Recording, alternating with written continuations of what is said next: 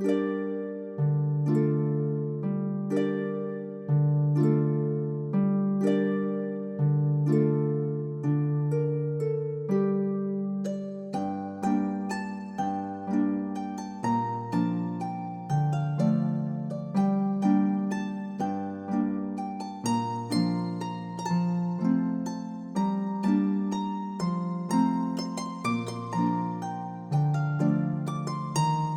everybody, so we're here in Raymond, Washington at the Willapa Seaport Museum, and I'm with Captain Pete. Pete, would you mind telling us a little bit about yourself and more about the museum? I would be glad to. My dad was in the Army, and I've been a collector all my life. And this museum was a result of, just going to the salvage yards and looking on the beach after maneuvers and what have you. And it's a collection, and it's we put it together in Gig Harbor, Washington, back in the early '60s, and we formed a nonprofit corporation, and it was a museum in two places in Gig Harbor. And Gig Harbor got too small for me, so we were offered to come down here to Raymond, and this is 5,000 square foot building, and this is a great place for this museum. We hope everybody likes it. Well, how long have you been in this location? We've been here since about 1995. Okay, so a while. How did you come up with the name Captain Pete? Well, I had a ship when I lived in Gig Harbor, and I did weddings on the ship, and people like to get married by the captain of the ship, and I'm not the scullery man, but that kind of stuck, but I'm not known just by that. It's just Pete's fine. Gotcha. All right, so as far as what you've got going on here in the museum, like it ranges from military to just sea-time trinkets and artifacts. Maybe could you tell us a little bit more about that? Well, I'll just start at the back there. That's a salute to the veterans, and we have a display on the United States Marine Corps from the Revolutionary War right up through the 1930s. We have an exhibit back there, a bunk room for sailors, chiefs in the Navy in just before World War II. We don't get into World War II, we kind of stop there, just a few things on World War II. We have a lot of stuff in World War I. We have another room on the other side of the building here, which is a salute to World War I. I kind of gravitated to World War I because my grandfather was a general in the Army, and when he was just a lieutenant, he was in Zamboanga in the Philippine Islands, where my mother was born. And the boss guy down there was a guy named Pershing. And Pershing, Blackjack Pershing, was the commanding general in World War I. Well, in between Zamboanga and World War I, he fought the Mexicans in the little incursion down in Texas. And so I heard about these people when I was growing up. And in fact, in 1948, my dad was stationed at Fort Bliss, Texas. And then we moved to Arlington after that. And then I was over at the Arlington Cemetery in Virginia, there in Arlington. And a huge funeral came across the river there on the Memorial Bridge. It was General Pershing. Oh, wow. And so I was the last guy in his funeral. Oh, that's I know. But we have things on the lighthouse service right here. We have pirate stuff for kids love pirates. We have fishing. We have the Coast Artillery Corps, which was my dad's original branch of the service, and Fort Worden up there is a park now. And there are artillery forts all over the United States that we don't use those kind of things anymore. I was born at Fort Monroe, Virginia, which is on the Chesapeake Bay. We've got the Spanish-American War there.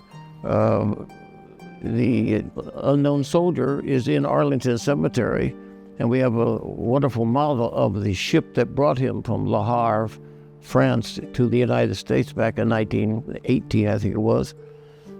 And they took one of the props off that ship and they melted it down and made coins. So we actually have two of those coins, so you can see the obverse and the reverse. You stand right near the ship that brought the unknown soldier over and put him in the ground. That's awesome. We have life-saving service. I'm fascinated by life-saving service. My Uncle Demick was in the life-saving service, and then when they combined the life-saving service with the revenue cutter service, that was in 1915, they created the Coast Guard. So my uncle Chester was also in the Coast Guard, but he told me, those Coast Guard guys, if you don't watch out, they say they go back to 1790 something. That's the revenue cutter service. He's adamant about that, but I don't go to war over that. We have liners in the other room in there that everybody went on. We also separated out the liners that the military used to get to the Orient and Japan and Okinawa, places like that. So we have some stuff on those kinds of ships, military ships. You have the Military Sea Transport Service. And then we have a nice display back there, I think, on models. No plastic, just all ship models. Most of them are not out of the box. They're called scratch built. And I get kids coming in here all the time wanting to know what's going on with can help me with this, help me with that. And I like to have kids. Yeah. I had a kid in there, was 11 years old. When he walked in the door, he was the vet's son, and he helped right on through college. And he was nominated and chosen as the best volunteer in the state one year. Oh, that's an honor. Yeah. So it sounds like a lot of stuff here has like personal meaning to you. How did you come about procuring some of this stuff? Is this stuff that you just kind of picked up along the way, kept along the way? Do you get donations? We do have some donations. We used to just let people donate something temporarily.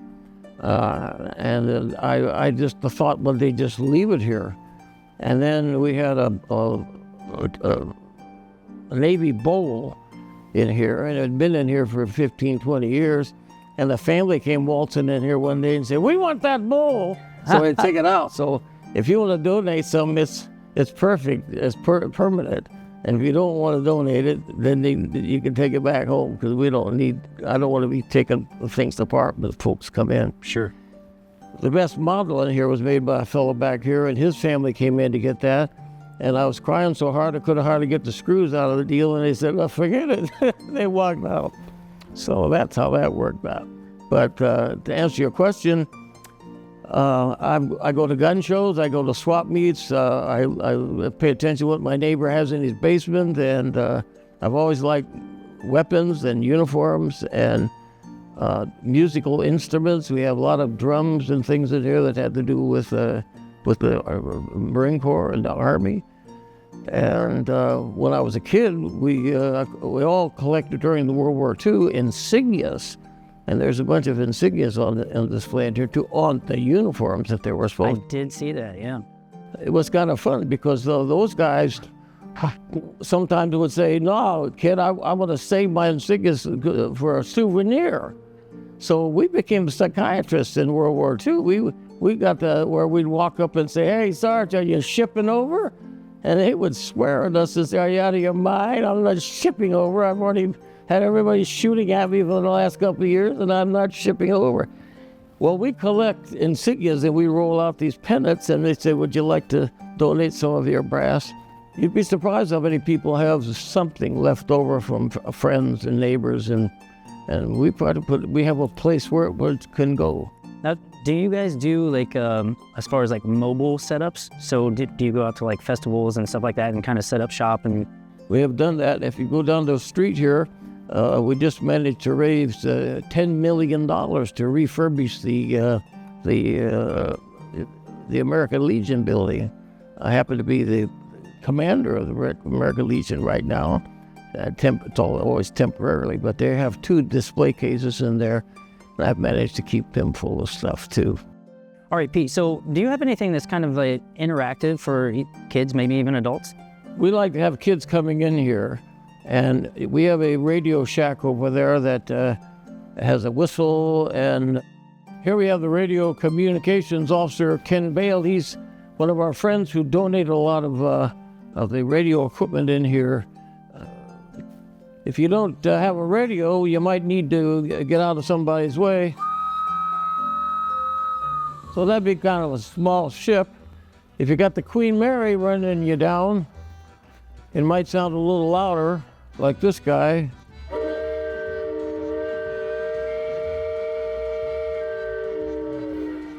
And these are all radio-operated direction finders, so you can find your way around the ocean in the middle of the night. And this picture here shows the SOS up here at the top, and we make sure kids know about that. And you can even do it with a bell. Here's SOS with a bell.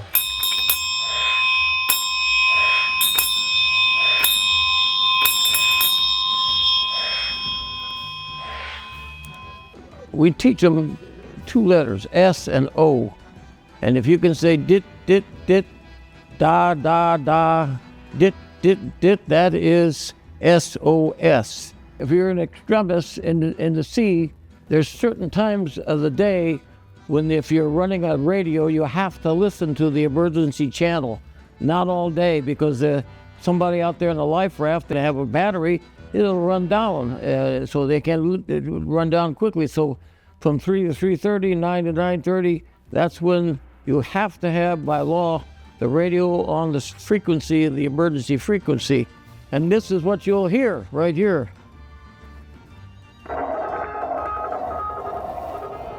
That's actually a copy of the emergency signal sent from the Titanic the night that she sank.